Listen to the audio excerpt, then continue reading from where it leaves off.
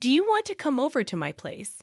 Those were the words that started everything between the girl and me. She looked like she was just sleeping. It had been a while since I last saw my sister. She quietly closed her eyes, not laughing, not crying, just sleeping in the cold coffin. Seeing her like that, the word passed away vaguely crossed my mind, but she didn't look dead at all. Her expression was so peaceful, it felt unreal. She was still so young, someone murmured sadly. My sister was in her mid-30s. After a period of overwork and irregular living, she suffered a stroke. Her life should have had much more ahead. There must have been so many things she wanted to do, and she must have regretted it the most. What will become of Melanie? Someone's words shifted my gaze to a certain direction. In the far corner of the funeral home, a girl was holding my sister's portrait dearly. That was Melanie, my sister's only daughter. My sister married young and had a child, but her happy marital life didn't last long, and she soon divorced. Are you going to be okay on her own? Back then, our parents were very concerned about her, suggesting she should come back home because of her job and the child from her former husband. Yet she declined with a smile. I'm fine, leave it to me. Even now, thinking back, that line was very much like her. She was exceptionally responsible and family-oriented. That's probably why she said that, not wanting to trouble our parents. True to her word, she raised her daughter, Melanie, admirably. I hadn't seen Melanie since she was little because my sister was always so busy. When I saw Melanie again after such a long time, she was already a high school student, and I was amazed at how quickly she had grown. What will Melanie do now? Thinking about her future made me feel anxious, as if it were my own business. Mom, what's going to happen to Melanie now? In fact, she's going to a facility. What? I couldn't grasp the words immediately. It might have been the obvious course of action, but since Melanie was already alone and probably feeling lonely, being in an unfamiliar place could make her feel even lonelier. She must have cried a lot. Her eyes were red and swollen, her slender body shaking slightly as she hugged my sister's portrait tightly. Seeing Melanie and my sister's smiling face in the portrait made me want to help her, and before I knew it, I was walking towards her. What are you doing, Carl? I heard my mother's voice calling me, but I couldn't pay attention. Melanie. I stopped in front of her and called her name, and she slowly looked up and stared back at me.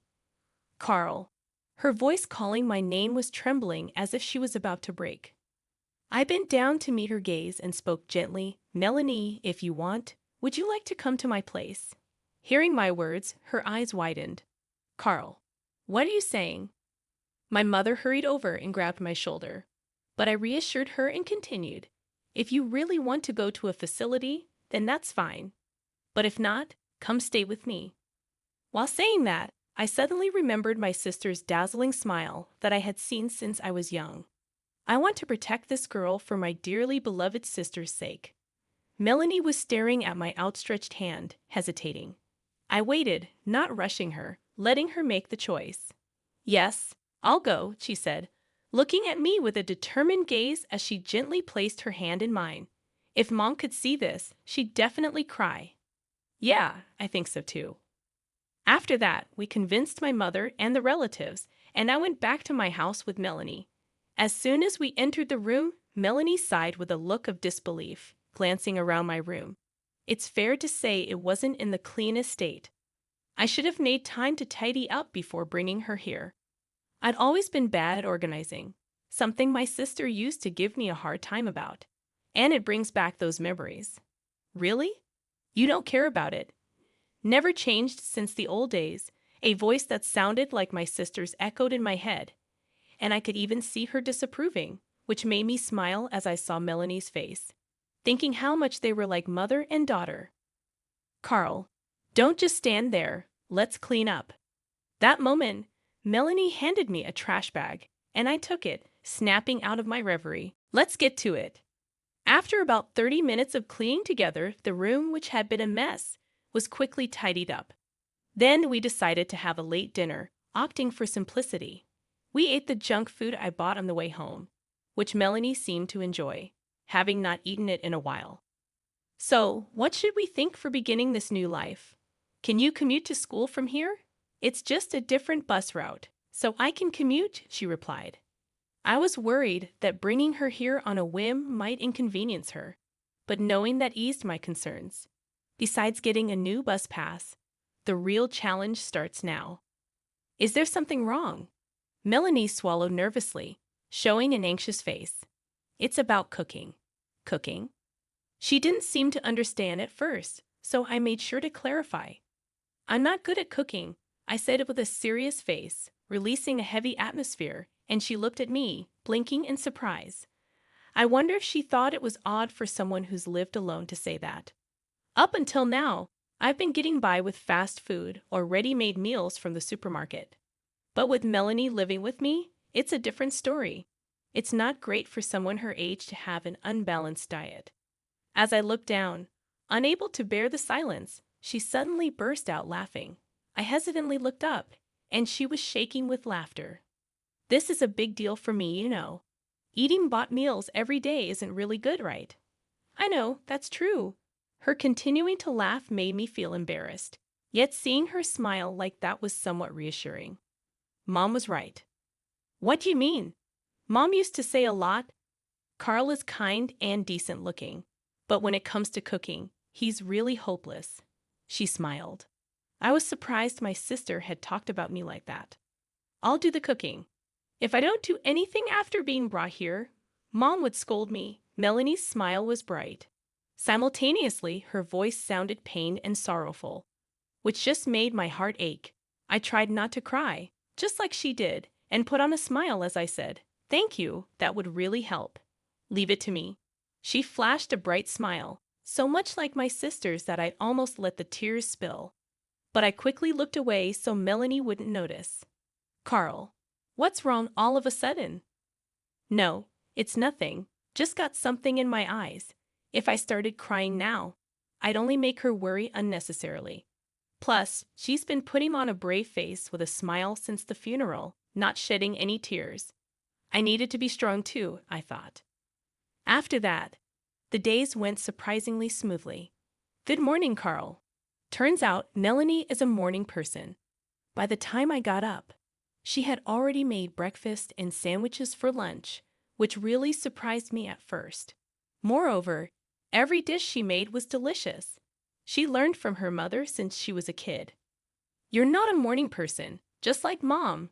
I'd always used to get up early. Actually, not always. But I wanted to seem like a good uncle in front of my niece, so I bragged a bit. Melanie was not only good at cooking, but seemed to be skilled in all household chores, teaching me various things. On days off, sort the laundry by colors to prevent color transfer, trying not to laugh at her slightly proud posture. I responded, "Yes, Teacher Melanie." Though I was a bit anxious at first about how things would turn out, she was very capable, and all in all, we had fun. More importantly, I found myself feeling reassured by her gradually increasing smiles. Ever since the day I brought Melanie here, I've been reminded of my sister's words over and over. For me, my girl is like. One night, past 1 o'clock a.m., as I was about to go to bed, I noticed light coming from Melanie's room. Huh? What's she doing up at this time? Curious, I peeked into her room and saw her focused on her desk. She was oblivious to my presence, right? She's a high school student, a senior, in the midst of choosing and preparing for college. According to what my mother told me, her grades are among the top in her class. Despite that, she always helps out around the house. Maybe I've been making her worry unnecessarily. That's when an idea struck me. Okay, this is it. It's Melanie who's working hard, and it will be her who faces the outcome, not me. There's not much I can do for her, but that's exactly why there are things I can do. Ouch! Hot water splashed onto my fingertip, the sound echoing in the quiet kitchen. Did Melanie hear that? For a moment, I tensed and expected a reaction, but there was silence. I breathed a sigh of relief. All right, this is good. Later, I visited her room again. After knocking softly a few times, I slowly opened the door. Melanie, startled by the sound, turned around with a jerk. What's up? Seeing the study notes filled with dense text on her desk, I could tell how hard she's been working. May I come in? Sure, given she's a teenager. I asked for permission before stepping into her room. Then, I offered her the tray I was holding. I remember your mom mentioned you like hot chocolate, so here. Melody took the tray, her eyes lighting up at the sight of the hot chocolate and hot dog, her face breaking into a happy smile. Hot chocolate and hot dog. That's an odd combo, right? Yeah, but that's all I could make, and I thought it'd be just right for a late-night snack. You like ketchup, right? I added so much. The hot dog was so simple, but I prepared them with all the love I could muster. Thank you, I'm really happy. This is nothing.